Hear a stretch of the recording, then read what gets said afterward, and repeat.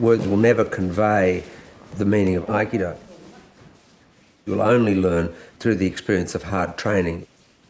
The real teacher is Aikido itself. It's doing Aikido.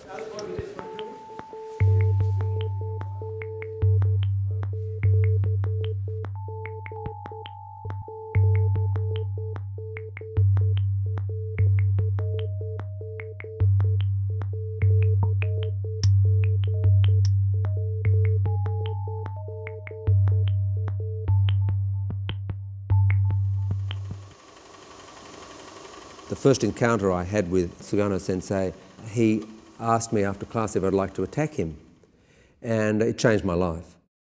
And as a teenager, this was a pretty exciting prospect, so I remember leaping at him. Anyway, the net result was I hit a wave coming the other way, and I don't know whether he touched my foot or my hand or my elbow or my body.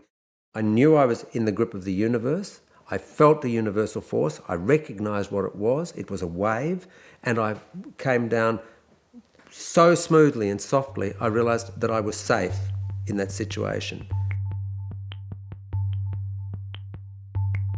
But here I was dealing with an unbelievable force of nature, and it was the first person I felt I could absolutely trust to train, and he never betrayed that trust. In all those years, he never hurt me.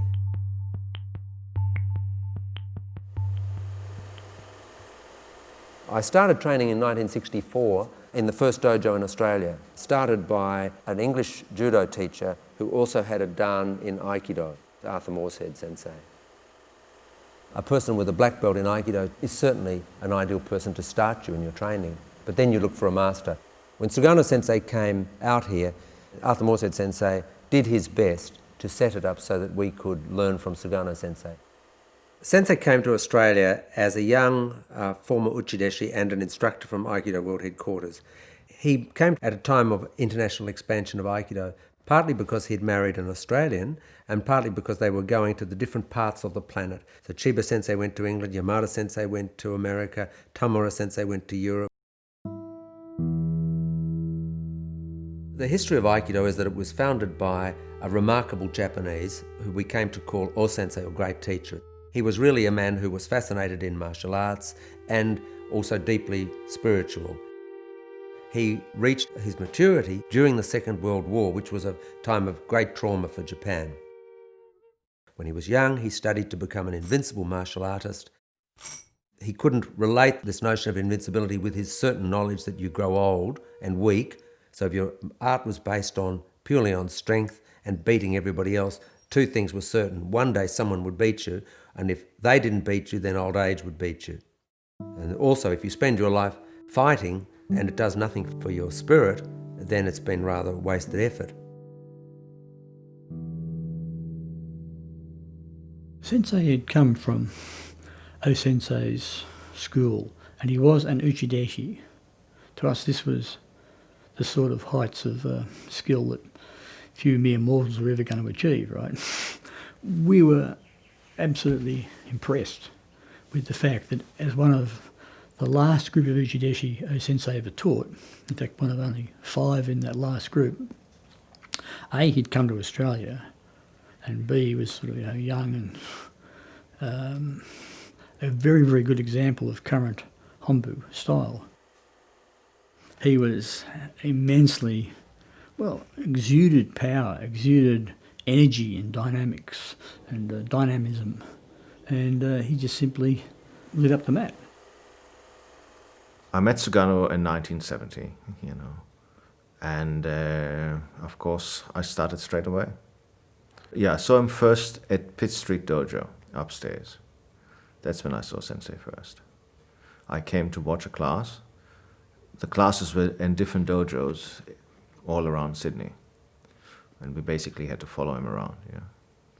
And that was a Monday night class. Simply because I had the appreciation, having been doing judo for many years and karate, I've been really flabbergasted by what I actually saw, the Japanese master moving, and that's of course immediately convinced me that that's what I should pursue. So this is the first bit of footage that, as far as I know, we took of Sugano Sensei. It was taken around about 66, 67 in Launceston in Tasmania at the first seminar he taught. He loved people who enjoyed training. He loved to train himself. And see him grinning away there. And if you were enthusiastic, even if you were hopeless, he liked you. Certainly in the early days, I remember, it was merely a pleasure of just being there. You know, it was one of these things that you're just high. It's probably like surfing. You know? You're just there, just enjoying being part of it. You know, and he was relaxed and smiling, and it seemed like such great fun for him. Just being there, either throwing or tossing or demonstrating. We were all just trying to get his attention so we could be thrown.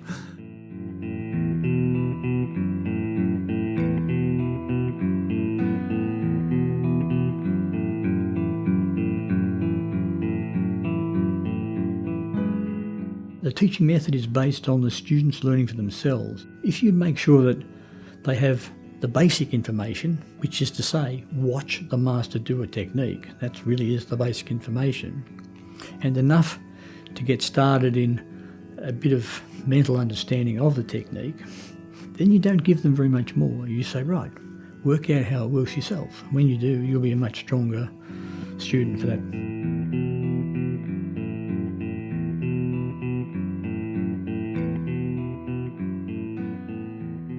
There's a big difference between someone who's just an instructor and someone who is capable of teaching you from of opening up to you, or giving you access to their profound understanding.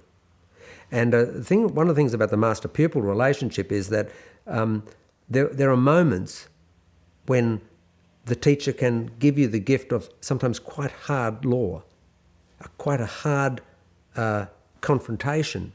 And at that point, if the student isn't really a student, it might be turned away. There are people who teach, but they never really challenge their students to have to climb anything or achieve anything, because they're always just providing a service for money. Whereas the real teacher is always prepared to lose you as a student. But in that way, they give you the greatest learning. I have a very strong memory of Sensei coming down to Melbourne where I was teaching, and I had very large classes in Melbourne, sometimes 70 people in one class. This was the martial arts boom in the early 70s, the Bruce Lee era and so on. And Sensei at that time was cleaning aeroplanes in Sydney in order to be in a position to teach Aikido by night to 2 or 3 people, and nobody knew he was there. But I was young and enthusiastic and going out to the universities and doing this and doing that. Sensei was quietly teaching the real thing at the highest level. Anyway, he came to teach at Monash, and I was really pleased with all these, students in this class. Anyway, the first thing he would do when he got hold of me on the mat was stop everything that I did. And I always had the same 3 reactions, one after another. The first was a shock, because I could throw everyone else around, that I couldn't do anything with him. The second was frustration and even anger, that he didn't understand that he was going to spoil everything, that he'd spoil my image, or, didn't he understand? And then the third was overwhelming gratitude, that he had set me free. I didn't have to prove anything to anybody. I just had to do my best. And when that happened, miraculously, my movement would immediately, he would sense the change, I suppose, and then he would respond.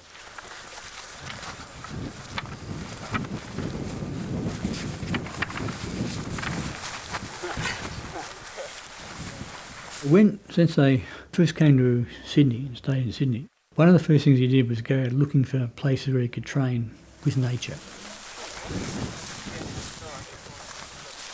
Firstly, he would pick the worst bit of terrain he could find. And then he'd put himself at one end of it and you at the other. And you would be invited to try and stay alive with him. And you'd be saying, oh, but it's steep. I have to walk backwards, down the mountain, up the mountain. Oh, I'm not winning, I'm losing. And as far as he was concerned, that was why you were there. There's a sort of that feeling of trying to circumvent the circumstances. What he was on about was that The circumstances are what actually matures you. You are going to find a way to make it part of your experience, rather than going, oh, I went to the mountains, we got wet, it was terrible. You go, we went to the mountains, we got wet, I overcame that. Now I think to myself, well, what's wetness? I went to the mountains, I got injured. What's injured? Not important.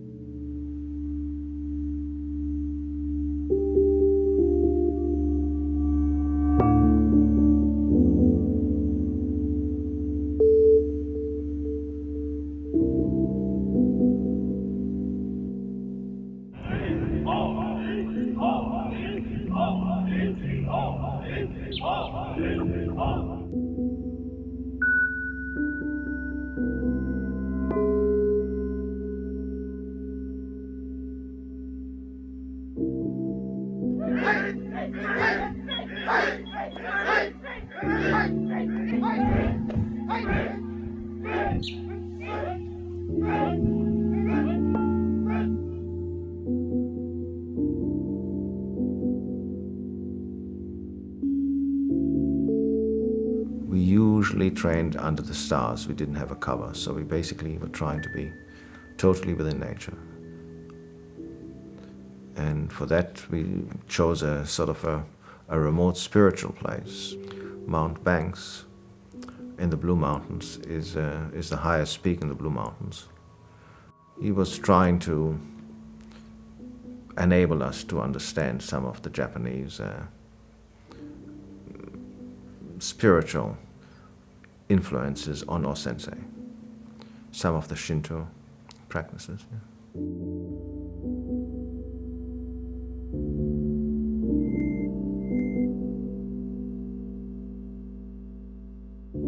Or you have to feel that you are really connecting to the earth and the universe. So you're exposing yourself to the extreme conditions. So that's why you develop your willpower. Physically, you have to experience something. That's the idea of coming to the mountain. No? My own personal experience of the first time I went up in my teens to the Blue Mountains with Sensei was I was sitting in a circle of rocks under the stars with my teacher and a group of students, quietly eating rice, with more stillness and awareness of what I was doing than possibly anything I'd ever done before. So much so that the moment resonates now for me. And I felt myself I felt the idea that the food would come in, it would pass through me, return to the earth, that I was part of the flow of nature.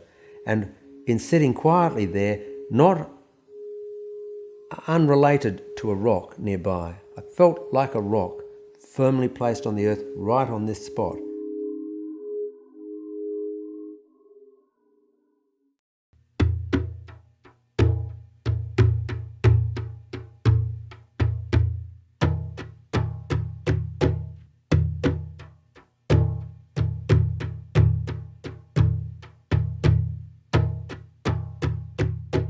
Traditionally, very much the students unconditionally just follow the teacher.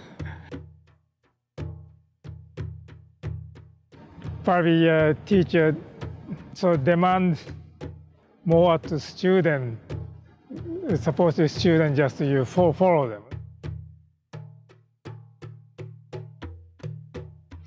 I much more tend to relating as person to person. So even to describing as this is my student is sometimes not comfortable. Feel like a kind of possessing feeling. So just more relating as a person to person rather than this is my student, he is my student.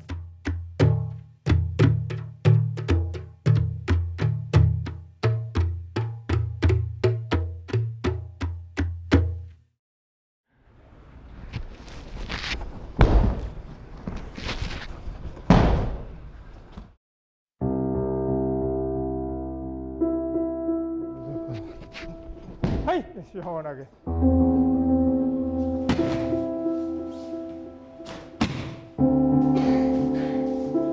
I never thought as going to become teaching Aikido. Just I start simply. I was fascinating with the Aikido movement.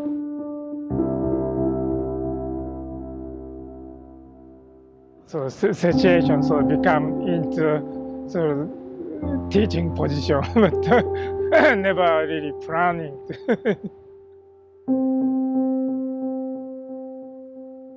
It just purely I was fascinating with technique, so movement.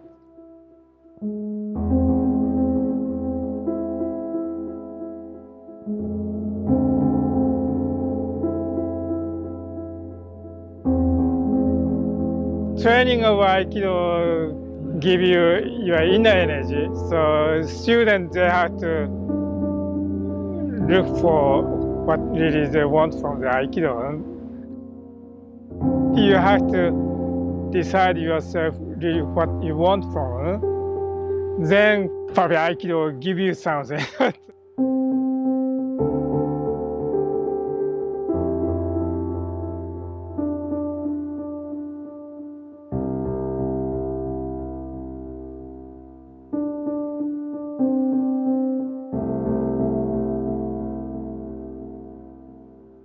You have to allow yourself to be molded.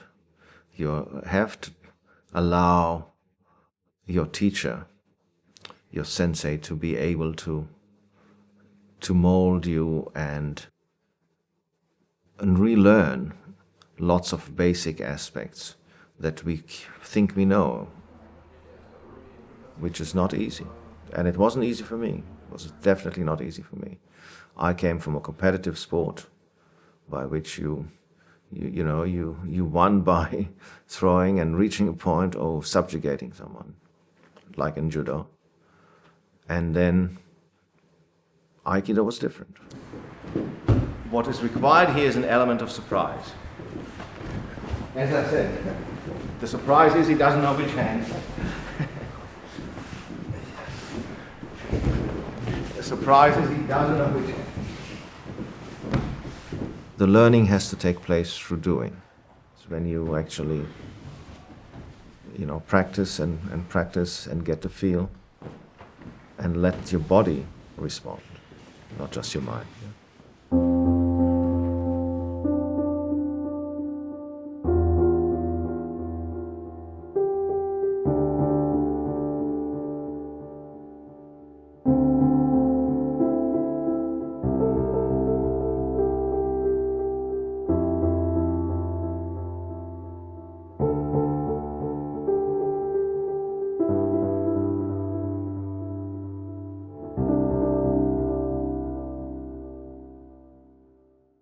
I have a very strong memory of Sugano Sensei saying to us, when I come to teach your seminars, I come to show you what I have learned this year. And so every time we went to a seminar, even though we trained together for just under 50 years, there was always something new. There was always what he had discovered and was giving away immediately for us to make what we will of it. So this passing through the generations and the role of the teachers to pass what they've learned to the juniors and then for them to take it on board and hopefully pass it to another generation is a really important part of our training.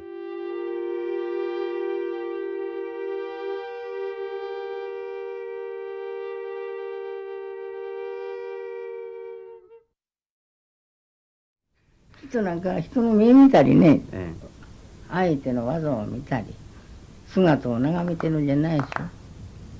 全部あの方々は自分の腹中へ身の内入れてしまうんです。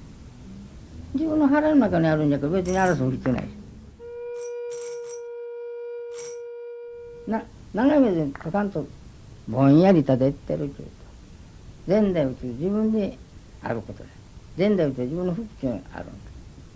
パッと不意についてき打ってき人もひょっとこう眺めてへって笑ったらもうみんないつの間にやらひっくり返ってるんだからね。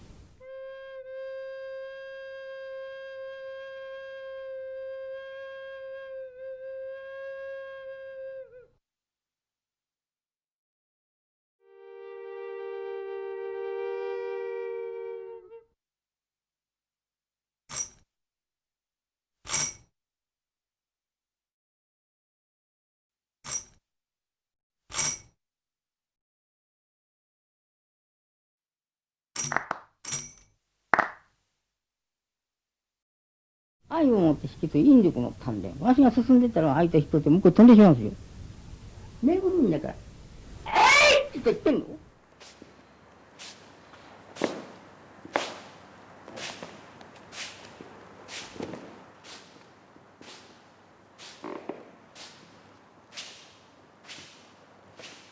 My idea of Shugyo is dedicated, concentrated training. Really giving as much as you can give. No compromise.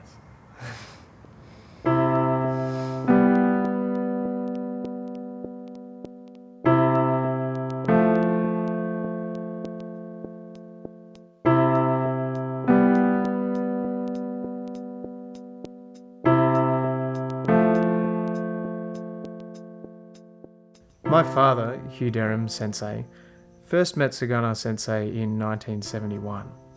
He moved across the country to Sydney so that he could train with Sensei intensively. Dad brought each of us onto the mat when we were about 6 years old, and we still train under him regularly. My earliest memories are doing Aikido in the living room with some of the students, and they would be doing it on their knees because I was too small. I've seen footage of Sugano Sensei in the 80s at my parents' house in the hills behind Perth. And there he is in his thongs and a gi doing weapons work in my backyard. And you can see this little kid run across the front of the camera, you know, in a nappy. That's me when I'm 3 years old. Luke and I were going to Sagana Sensei's seminars on the east coast of Australia every year. We both decided that we wanted to intensify our training. We moved to New York, where Sagana Sensei was teaching. When Sagana Sensei stepped onto the mat, it was about concentration and focus and study. I always felt when I was near Sagana Sensei, it was very similar to being close to a large wild animal that was tolerating your presence. It knew you were there, and those moments where you come close to an animal in the wild are very special moments. Me and a young guy were training pretty hard, and we'd been training and training, doing this technique where you just, you know, you take a fall, you get up, you do it again, over and over again, and I went down and I was just laying there just for a second, you know, taking a breath in to get back up again. And as I looked up, Sensei was just standing there over me, and he just looked down at me and he said, "Get up." He said, "Faster, faster, harder, harder," like this. I was just like, okay. I was kind of on the edge of exhaustion, but then, you know, just picked myself up and just went straight back into it again.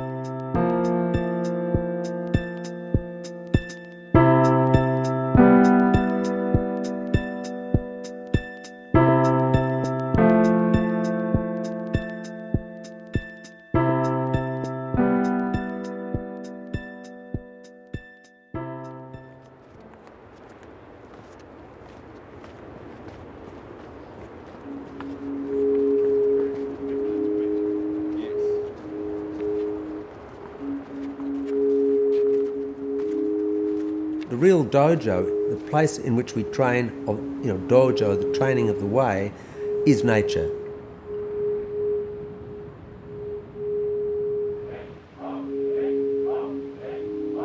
When you're outside, your awareness, your spatial awareness is much, much bigger.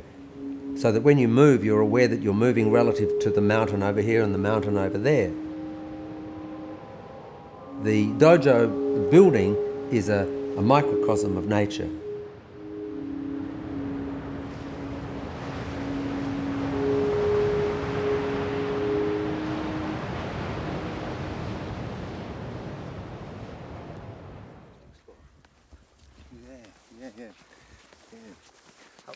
This is the place. I saw this place. I saw it for the first time. This place for the first time, and it was quite similarly to starting Aikido. In as much as when I was standing at this place, and I'm still excited now. I just felt the vibration through my body, saying, "Yes, yes, this is the place." And I saw the mountains. I saw the valley. That's like when I started Aikido. Exactly. I felt the same. That's what I'm saying. Those two things coming together.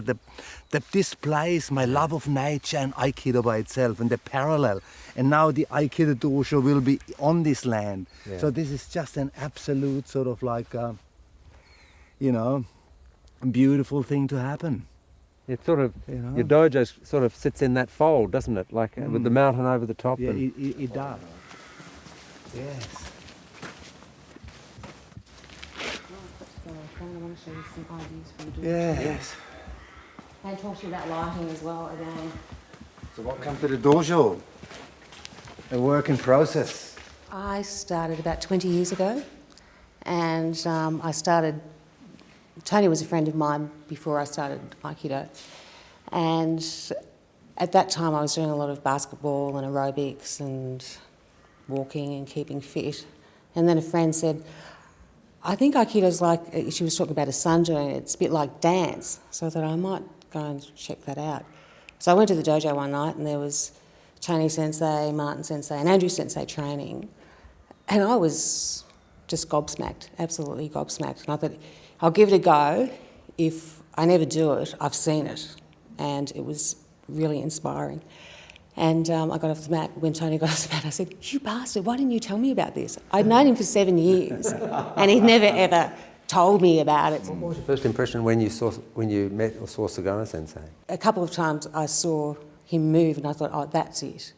I didn't know what I was seeing. But there was a depth and an energy around him and what he was doing, yeah.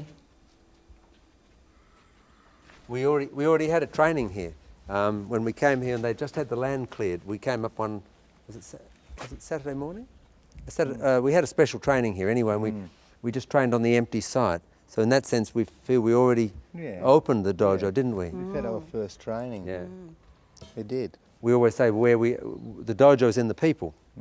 So Sugano Sensei used to take us up into the mountains to train, and he would simply put some rocks in a circle, and that became the dojo. And you had to enter, and when you went in, you bowed, and all the rest of it. And when you came out, and then in the end, he would close the dojo. This view across there.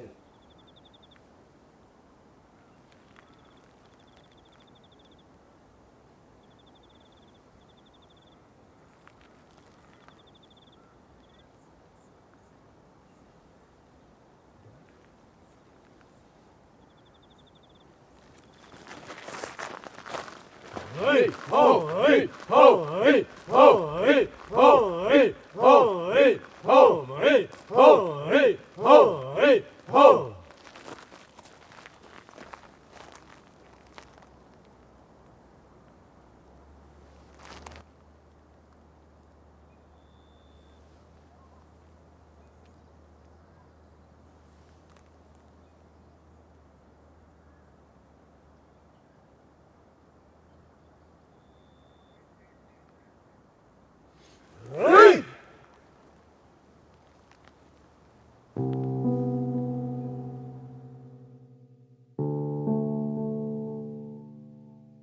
When Sensei was in his early 60s, he had a terrible illness, and he contracted a rare flesh-eating infection, which immediately started to eat away at his leg, and he went into hospital expecting perhaps to have a toe removed.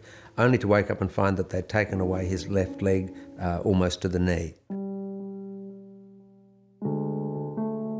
He woke up saying, this is my big challenge. I was wondering what it was going to be. So that he was actually up and teaching major seminars in America and here in Australia within 3 months of having a prosthesis fitted. On the occasion of meeting him, Sensei, at the airport when he came, so soon after the operation, I hadn't seen him. We were walking out of the airport, and I said to him, "How come you're not limping?" And he said to me, well, if I walked the way my leg wants me to walk, I would look like this, and immediately went into this horrendous limp, which was because he still had a stump there. And he said, but I'm not going to do it.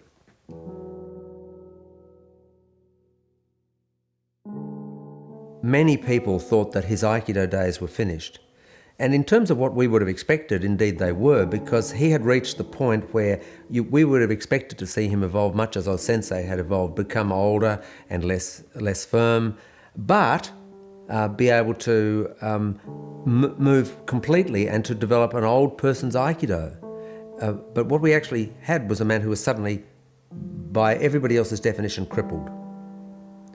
What we saw, though, was somebody who was able to coordinate with his prosthetic limb and to train almost as if there was no problem at all, and almost immediately.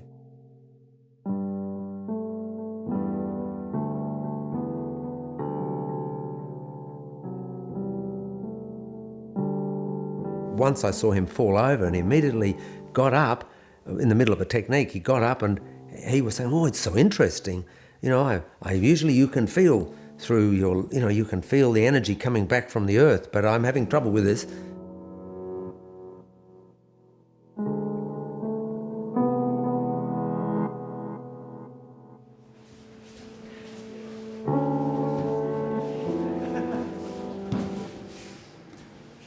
The traditional cherry blossom training is just taking place, and we are right in the middle of it. We had a very energetic morning. We already had 4 sessions behind us.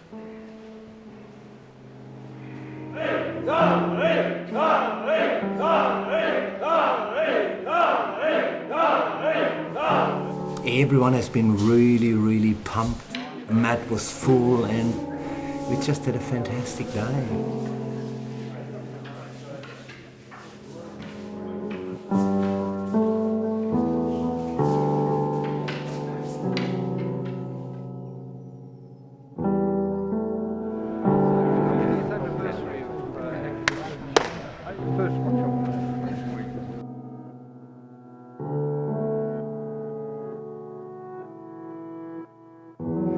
From here, moving. This time we have finished. So this same movement with the Temi. Yep, down.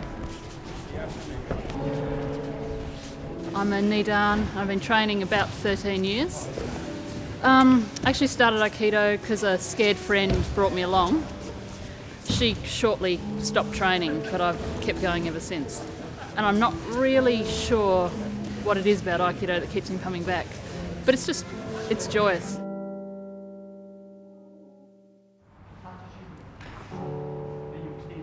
I started Aikido about 10 years ago. I started it basically because I wanted to do a martial art, and I was thinking of doing karate, but a friend of mine who knew a lot about all things Japanese said, no, don't do karate, do Aikido. It's great for women. And hey, 10 years later, I'm addicted. I started Aikido around about 8 years ago. I love about Aikido is because we keep searching for something about ourselves rather than try to be someone else. So yeah, I think that's all I do about Aikido.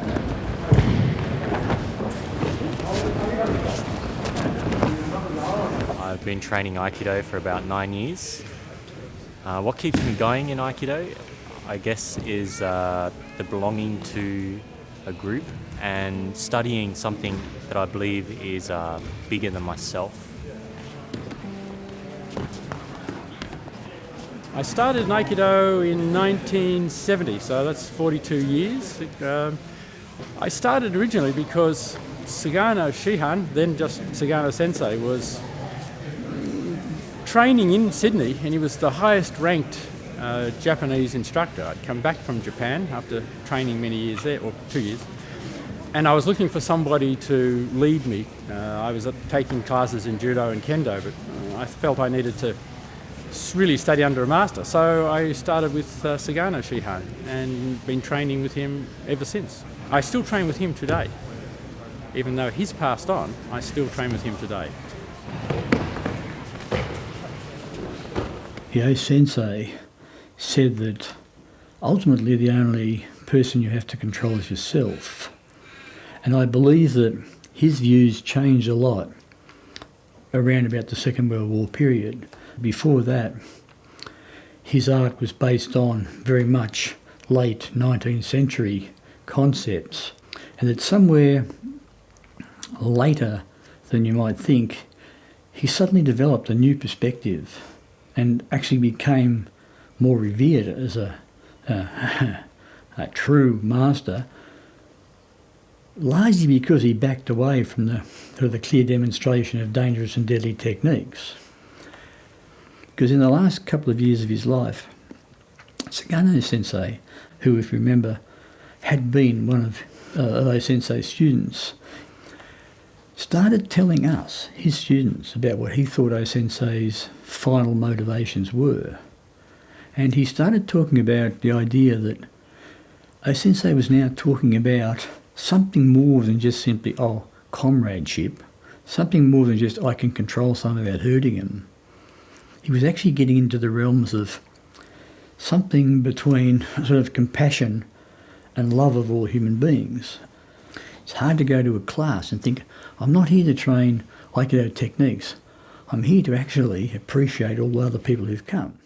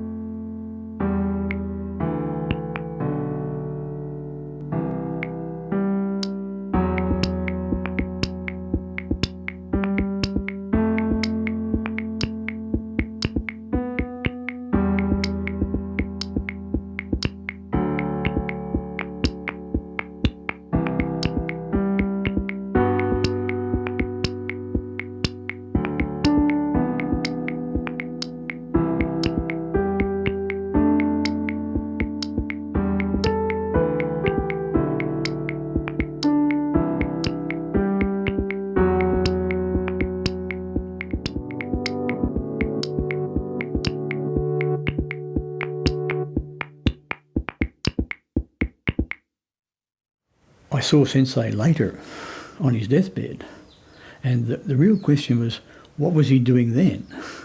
I mean, he was now past the point where he could physically train with anybody, and yet he was still alert, able to recognise his students, able to sort of impress them or stay with them in terms of keeping his relationships with them. And to me, that said a lot about the man. He wasn't just simply dying and go away, I don't want to talk to you, and, can't you see how badly off I am?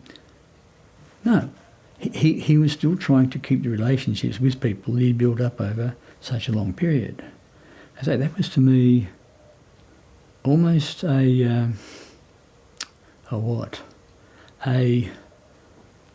way to teach someone how to die. So you thought to yourself, he's kept this relationship with us over the longest period of his life, and the only thing that's ending it is his dying. Oops, they're so gentle. Look at this. Yeah, well.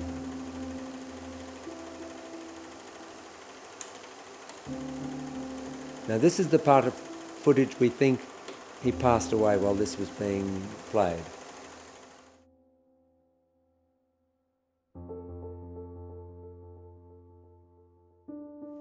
Yamada Sensei, when I asked him what he remembered about Sugano Sensei from the early days in Hombu, he said, "I just remember a boy who loved to train."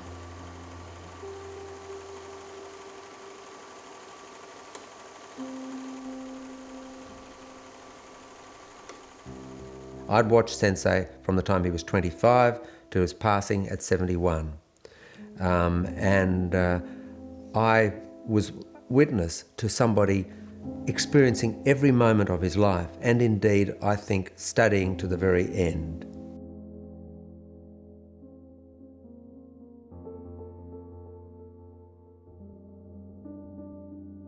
I think Sensei's greatest quality that I appreciated most was he did not try and impose his ideas on me or anyone that I knew. He allowed you to basically see through your eyes and inform your own ideas of what Aikido is. He just was a carrier, you know.